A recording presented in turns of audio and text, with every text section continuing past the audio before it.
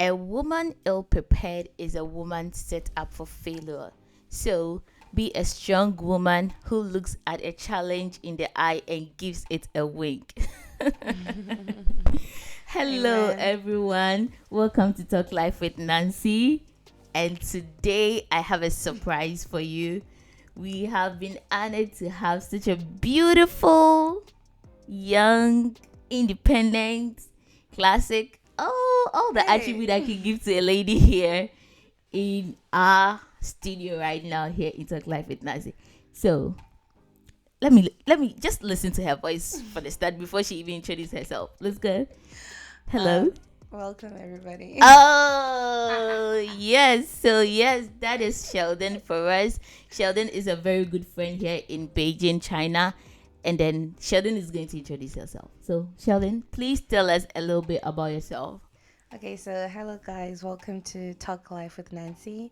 My name is Sheldean. I'm 23 years old and I'm from Zimbabwe. And yeah, welcome to Talk Life with Nancy. Okay, thank you too for honoring our invitation to be here. So Sheldon, what do you do here in Beijing? Currently, I'm a student at the University of Science and Technology. I'm studying environmental engineering. Okay. Yeah, and I'm an English teacher part Whoa. time. So I also teach kids English like as part time, with a side hustle. So yeah, Wow. everything is going well so far, so good. We thank God. We could see that. So you are combining being an electrical engineering student to being an English teacher.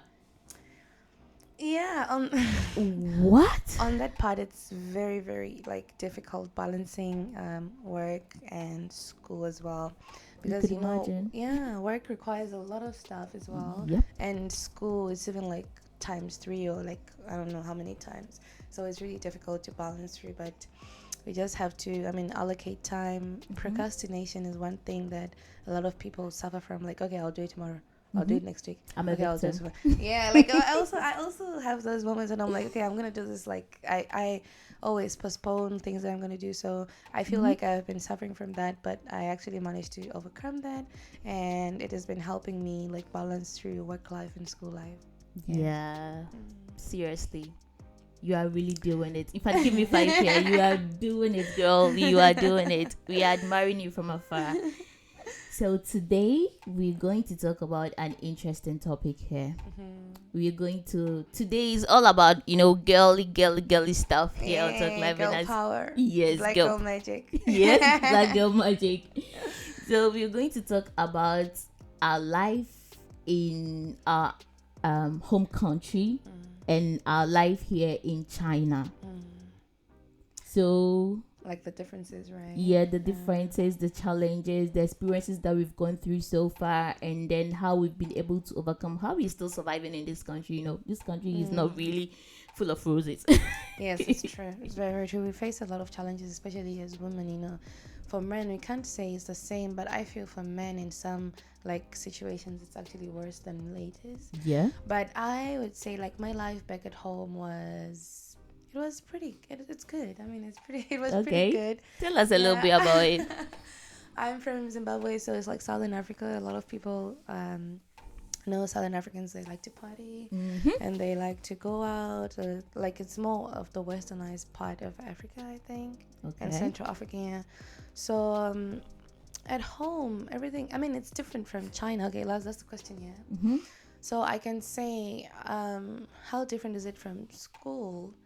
At home, we have a lot of universities. I feel like our intelligence or literacy level in Africa is higher than here.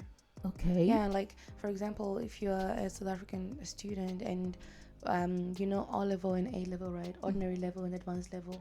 In China, they can allow you to come in with an ordinary level. Okay. You can go into university and study and have a degree, but in my country you cannot. You have to have like A level, advanced level, and other things. So I feel like literacy at home is more important, or people signify it a lot than here in China. So I can feel like that's one of the differences. Another thing is What else? How different is it? How was it like growing up as a young girl? Can you, Okay. yeah, how was it like growing up as a young girl in Africa, like in your household? How many siblings you had and how you were being treated and all that kind of Oh, stuff. for me, like my we're only two kids, like my brother and I, like blood. Okay, yeah, Okay. my brother and I. So it was mostly my mom and my brother and my dad and me. So it was four of us. But then we grew. That's kind of cute. Yeah.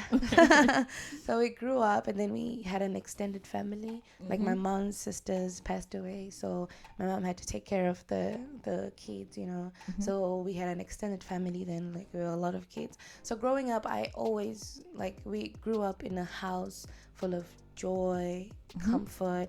Like both of my parents were working, and there was nothing that we would say we want and they wouldn't give us. That's Yeah, nice. like we really grew up in a very, very hospitable home, and very cultural, I guess, very religious as well. Okay. Every Sunday we go to church, we have Sunday school. Every Sunday we have like traditions, like to do lunch at home and everything. So I can say we grew up in a very religious family, and a family that's really true to their roots. And I'm a very family oriented person. Okay. So I really value family a lot, and I I have a great bond with my siblings. So That's nice. yeah, I feel like that made me, as a woman, I would love to have, as a woman, I would love to be a great mom and put that in my home or my family, wherever, I don't know when. But yeah. Of course, you're gonna do that. So you grew up in a homely home. Yes. You grew up in If a you wanna homely put it that home. way. Yes, that's nice. Yeah. That's nice. Where at a home where you just look and it's like you have a lot of shoulders to rely on. Yes. You yes, just exactly. Oh yeah, exactly. Yeah. Like, you know, for women, I mean, okay, I don't know if I'm supposed to say this, but Feel like, free. you know, for ladies, when you start like your period, like I'm such a daddy's girl. The first time I went to bed, I'm like, oh my god, I don't know what happened. I think something cut me. I was like, wait. I'm like, right Down there, there. you know. I mean, it's something that we would learn from school, but my mom was not that close to me. Like, she was close to my other sister, because I always thought that she doesn't like me because she likes my brother more.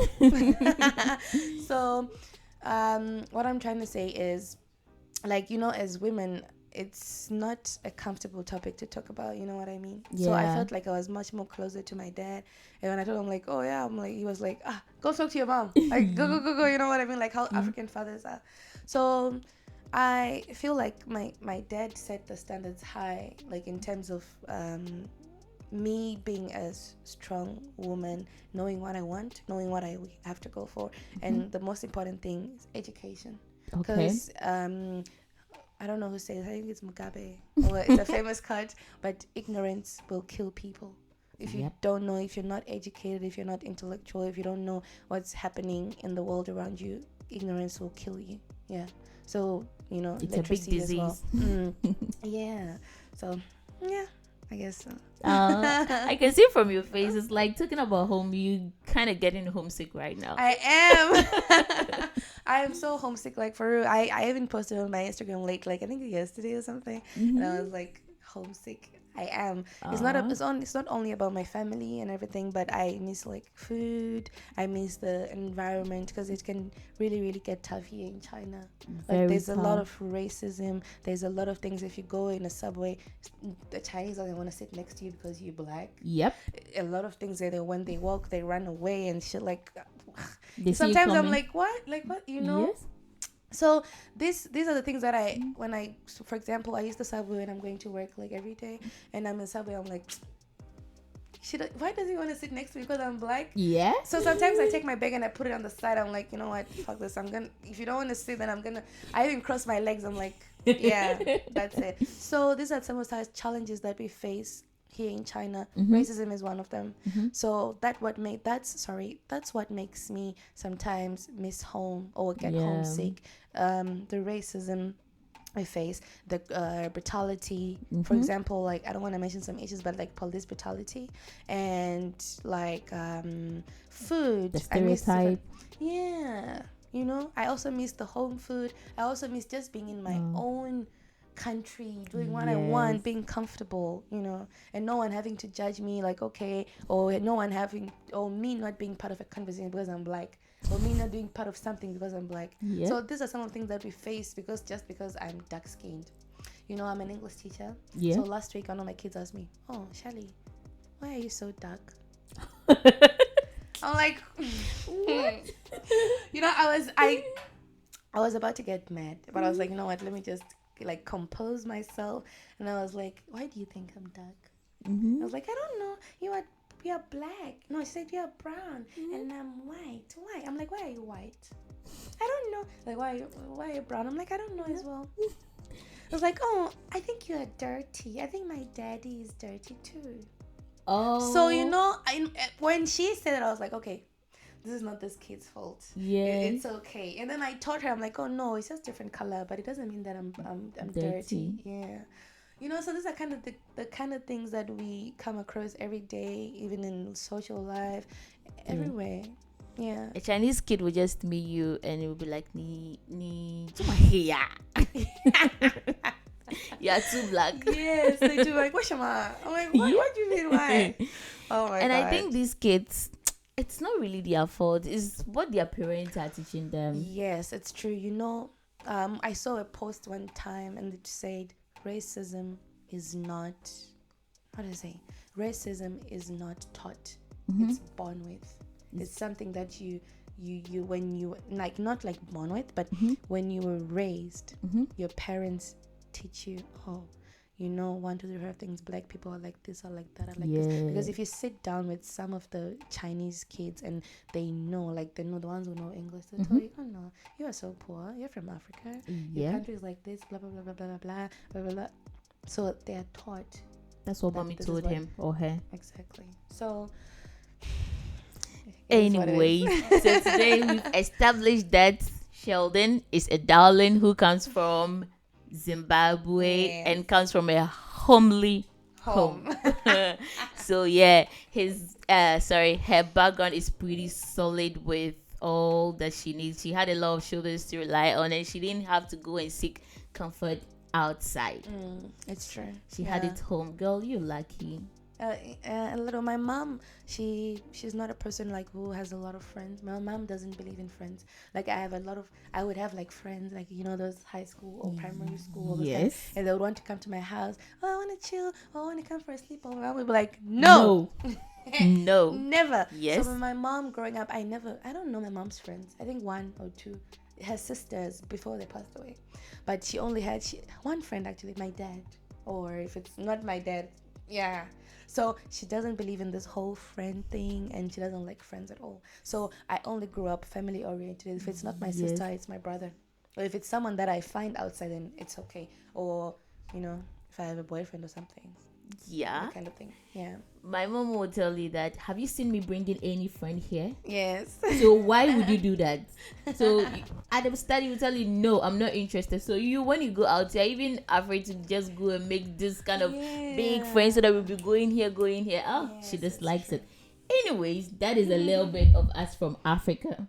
I'm from Ghana, you know that. And then these things that Sheldean is saying is quite similar to mine.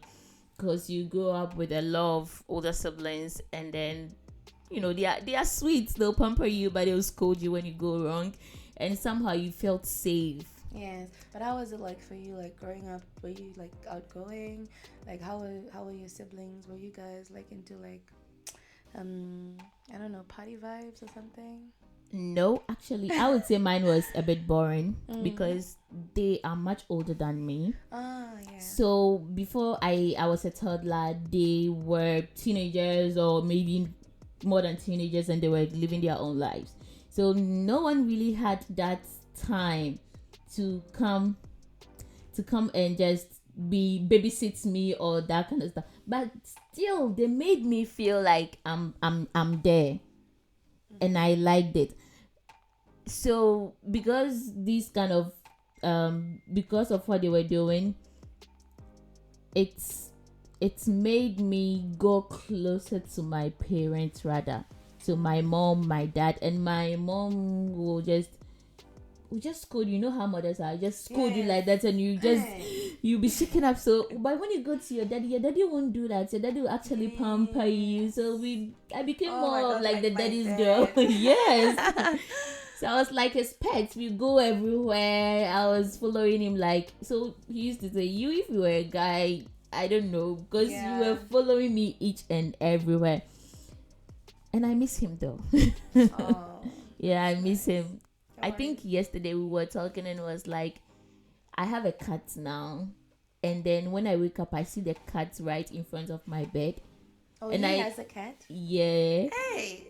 And then my dad was associating how the cat is associating the cat with me when I was in Ghana, because it's like I'm there, he wakes up, and then we have somewhere to be. We just be vibing, going out and doing our own thing just for evening strolls.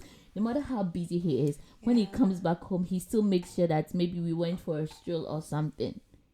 Wow, that's really nice. Yeah. I just like the feeling. Like what I miss most is when my dad has how can I say, a specific like horn for beeping like at the gate. He's like beep beep. So I would know like, oh, my dad is here, and you just hear the plastic bags and Yeah, like, holding oh, he's things. home. Yeah. So sometimes I miss that feeling. Like even when someone comes in my house, I'm like, I've been so homesick lately. I don't want to get emotional, but yeah. Yeah. If we should talk about the homesick, we're going to talk about 1 hour and we wouldn't end. Exactly. But anyways, enough of our home stuff. We're coming to talk about China. How the living has been here for us. A little bit of the struggle we went through when we came initially, and how we've been able to overcome it. So, As a black girl. yes, we are going to generalize it as a black student Okay. in your school, outside your school. Just tell us some of the things that you went through and what made you overcome those challenges. Okay, I would say when I came to China, the first problem that I had was I came with my brother. My brother was already here in China a long time ago. So he came home, and that was the year that I was supposed to come, like enroll in school. So we came here, and our first problem was we went to my school because I was supposed to stay in the dormitory. So we went there, like, we don't have space. I'm like, what do you mean you don't have space? I flew, you know how many miles I flew from here to China? And they told us, like, you have to stay in a hotel. And then after the hotel, then you can come here tomorrow morning. I'm like, what? I don't even know China. I don't know, but he knew, like, but it was not Beijing. It was like south of China, like Zhejiang.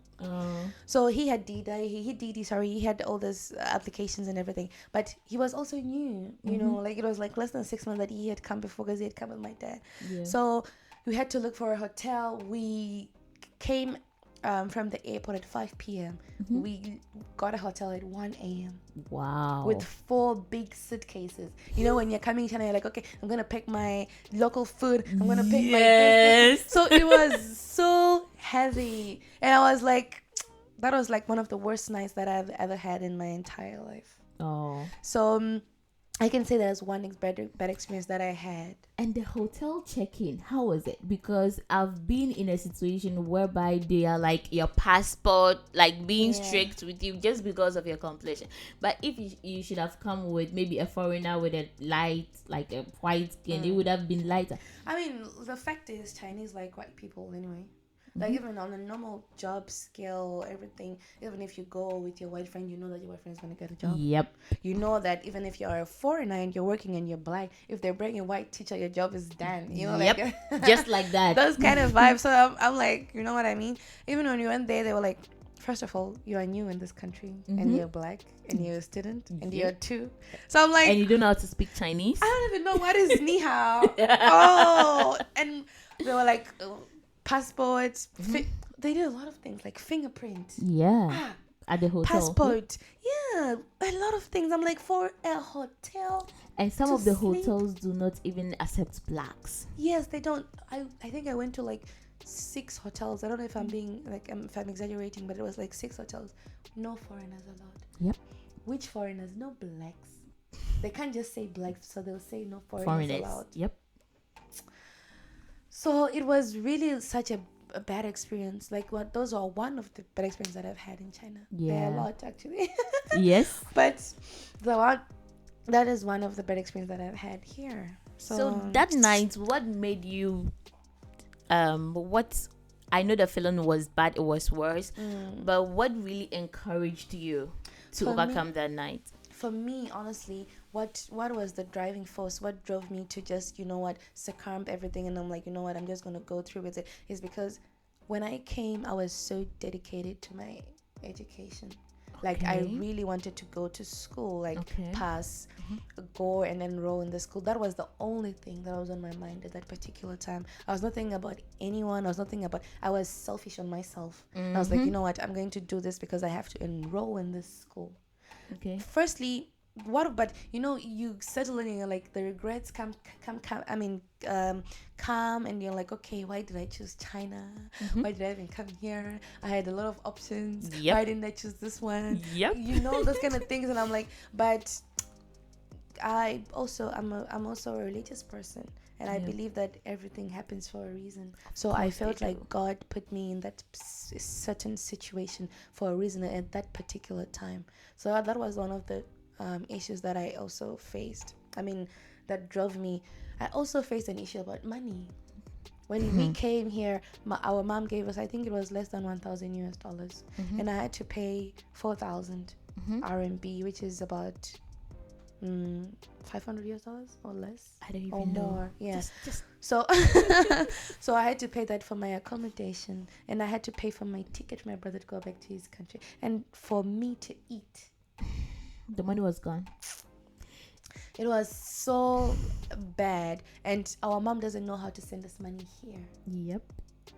Even if she has it, how do we send it here? Because we only have cash. And for me, my in my country, we go through the checkout when we're going to another country. You can't travel with more than $1,500. And what? Yes, you can't travel if it's cash, if it's liquid. Okay. You can't travel with much more money unless you hide it somewhere. You know what I Right. mean? So, those were some of the situations that I also came across. So it was really, really hard for me when I came to China, and then I got accustomed to it. You get to know people. Yeah. I also met my country mates, some fellows, but they really, really helped me. Those are some of the people that I actually go home, or I go anywhere, I'll never forget them, because they really, really helped me. They showed me how to do things, and we're in the same school. They'll tell me, oh, you're building, because it's all in Chinese. You're building that you're supposed to have these classes here. Go here. Are you hungry? Let's go eat here. This is the canteen. This is the one. Buy here. Those kind of things. So I feel like those people really, really, really helped me overcome most of the situations here in China. After that, everything was actually smooth. When I got a job, the money starts coming in. Yeah. So it's a roller coaster. It was a roller coaster. Now it's great. Thank God it's great now. Thank God. We thank God. So Sheldon came, and then for the first night she was already frustrated. Yeah. She didn't even know what to do. But what kept her through to stay here is because she had something on her mind to achieve. I've come to realize that when you don't have a motive in this life, you don't have anything on your mind to achieve, you tend to go in with any kind of flow. Yes. So set a target, even if it's a daily, monthly, yearly, how long is it? Even if it's your 10-year plan, set a target for it. That's true. And then know that by whatever the circumstances may be, the challenges I will definitely go through, but this is what I intend to achieve at the end of this season. So I have to be determined to achieve it. And God being by your side, you will achieve it, because Sheldon didn't take it easy from the start. But hey, you should see the girl right now. She is really, really, really getting it, and it's nice. It's true. About setting goals and what you want to achieve as a woman as well.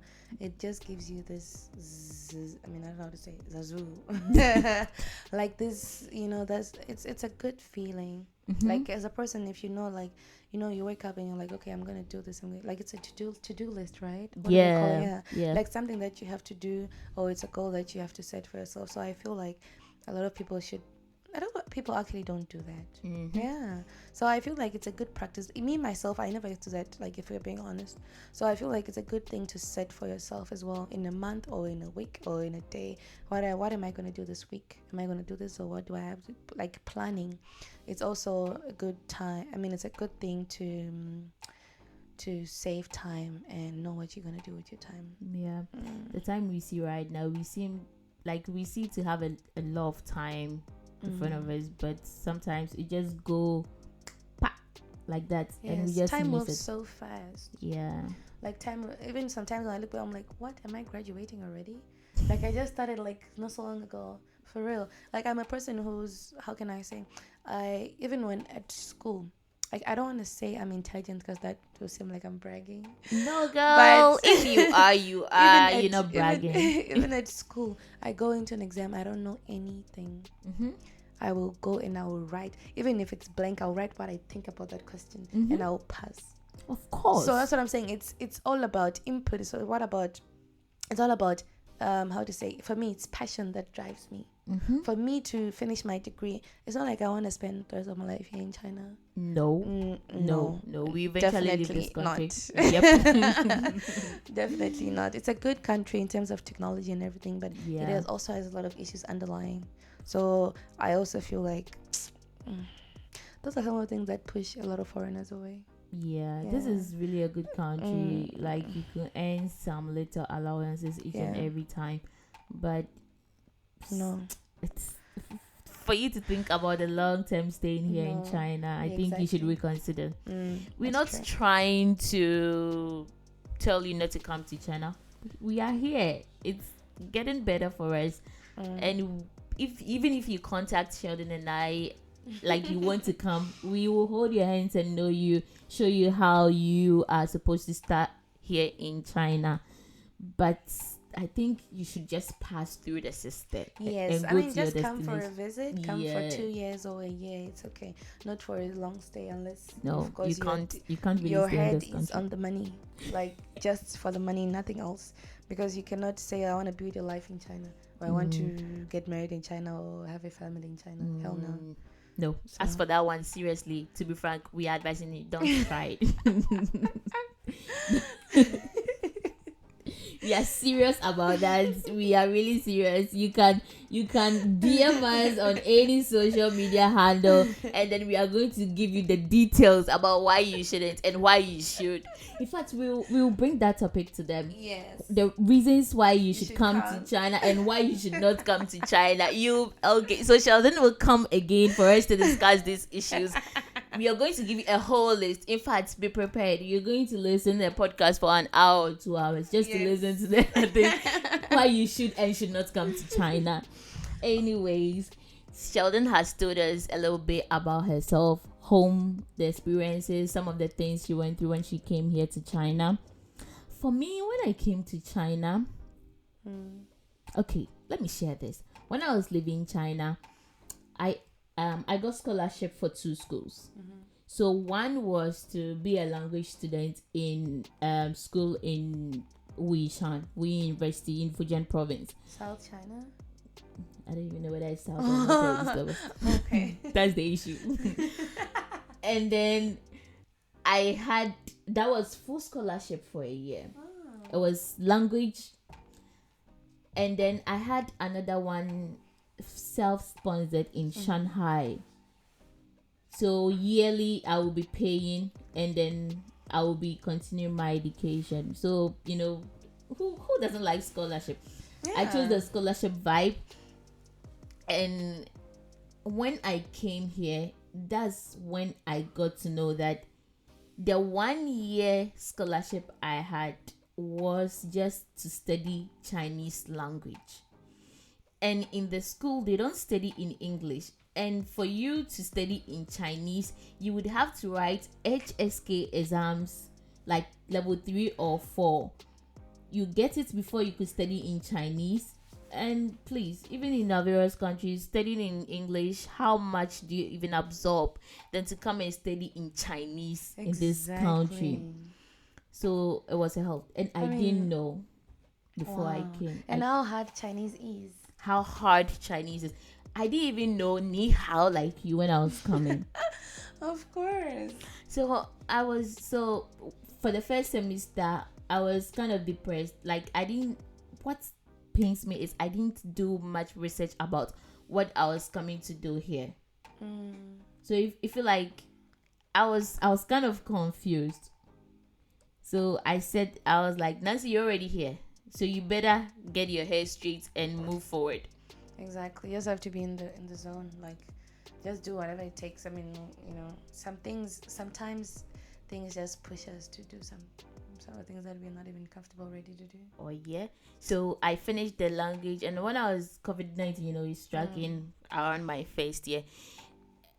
And I wanted to study in English. I didn't want to study in Chinese because I needed to study whatever I came to study and be done with it. So I started applying for other universities, English taught, and then I got school here in Beijing. And then I came. That was when I felt like, okay, I'm now kind of settled to study here in China. But what I want to tell us about it is, when you intend to do something, or when you intend to go to a place, like you should ask more questions about it. You should know what you are going in for. Some of us research. Yes, some of us we didn't know, and we came here and it was hell for us. That's true. A lot of I mean, it's a different perception altogether. Like when you're home and you're like, okay, China is this kind of country or whatever. I mean, all we know is technology. It's advanced and everything. But these people, they're like in their own world. Yep. They have their own version of everything. Oh, they have their own. I mean, who tries to build their own sun or something? I saw some of that on NASA or whatever. China is trying to build a new sun or whatever. I'm like, they are following their own snow self. Sometimes I'm like, okay, like it's mind blowing. I mean, I went through that, and we were, of course, COVID-19. Everyone has their own story to share. But yes, that's it. I regretted I didn't ask more about it before I came. I learned it in a hard way, and I wish that you wouldn't follow suit. Just ask, and then you get the answers and do that.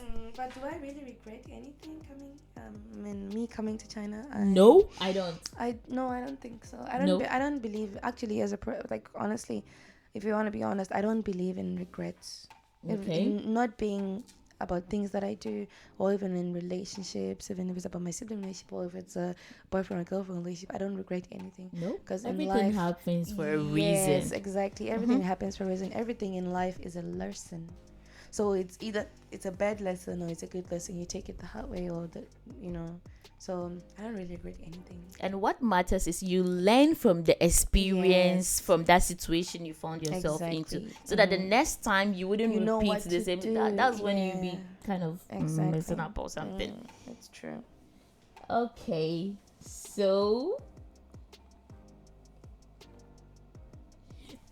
so we are going to end this podcast. But one last question, Sheldon. Are you ready? I don't think so. Are you ready? Yeah. I have a question to ask you. So, does living alone in China done more good than harm to you, or it has done more harm than good to you?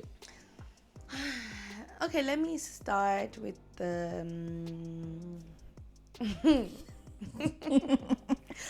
I don't even know what, I mean, okay, let me start with school. I can say it has done a little harm, like school wise, because I mean, like if you're doing online, I don't want to say China, because most of the countries are doing online lessons, right? Yep, exactly. Everywhere. So I can't really put the blame on China, but about all this food, classes and stuff. But I feel like it has done more good. I've learned to be a more responsible person. I mean, not relying on my parents. on stuff and all that stuff, like, oh, I want money, oh, I'm going here, oh, those kind of things. So I feel like it has done more good as in being like an independent woman, being responsible, being able to take care of myself, being able to fend for myself, like, okay, what am I gonna eat today? Because at home, you just know that you're coming from school or you're coming from anywhere, your mom has cooked a whole lot of food. Mommy is their food. Exactly. That kind of thing. Yeah, like he's cooked a lot of food, so you don't even have to worry about other things. So when I look at some of the things, I'm like, wow, this is what she was really going through. Yep. Like I'm a teacher, so I get money, right? And even when my salary comes, I'm like, it's gone already. Yep. Like I've already made a budget. I've already done, I'm going to pay for my school fees, of all that stuff. I'm like, it's already gone. So I always tell my friends, I always tell my boyfriend, like, you know what, when my mom always used to tell me, like, Sheldean, when you ask me for salary on the Saturday, I don't have my child. And I'm like, wow, so this is what she was going through. Yeah, it's real. My salary day, but I don't have anything. Yeah. So those are the kind of things. Some of those things I'm like, wow, you know what? I have learned a lot about being responsible and being able to like stand up for myself as well. Yep. Like, I don't want to lie. When I came here, I used to go out a lot. I used to party a lot. I used to drink a lot. And a lot of men come here with wrong intentions. Oh, yeah. When you go to the club, there are men who are here. They want to make money and all that stuff. And when they see women, they see them as toys. Oh, I just want to sleep with you. And I'll buy you champagne in the club. I'll buy you hair. I'll take you to H&M or Zara or Bottega. I don't know, whatever they're gonna take you. Buy you Adidas shoe. Exactly, I'll buy you Adidas. So they want to sleep with you. Yeah. Like people, sex offenders. Actually, I can feel that. I feel like that's an offense. So I actually encountered all those people, like, you just there and you're drinking your champagne or you're drinking whatever you're drinking, and people just come, oh, what's up, fine girl, those kind of things. I'm like, fine girl. And I see, some girls actually fall for it. Oh yeah, and they actually go and have all these things, like, you actually see later. I'm like, but this is what you actually went through for a bottle of champagne in the club. Or for what, 500 RMB or 1,000? Some people, where they come from, you don't even hear your background being like you're flattered or something. So when you come out and someone flatters you and would just give you anything that you didn't have at home. Exactly. Oh yeah, that comes with background as well. Yeah. It also comes about where you come from. It's not about growing up in a religious home. Yeah, that's one thing I always tell everyone. I even told someone. I think I was telling someone recently. It's not about, my mom goes to church every single Sunday. Growing up, we were going to church every single Sunday. We were praying. Preach Anthony. What's his name? The pastor would be preaching. Hallelujah. Amen. But those holiday, these kids are here partying in Havana every day. In underground, in way. You understand me? It's all about self-morality. It's about how you handle yourself. So this whole thing about church, about those pastors' sons are the ones that are killing people's hearts out there. They're the ones drinking every day. Yes, it's about self-care. How do you protect yourself? How do you take care of yourself? Are you moral or not? Yes, the church comes with those morality and all. Are you disciplined too? But it's up to a certain individual. It's up to you as a person. Yes, exactly. Our parents brought us to church because they want us to grow up in a religious. But I have a lot of friends. Some of their mothers are deacons, elders, reverends. But they are influencers. Yes, they are on Instagram doing all those things. Yes, me.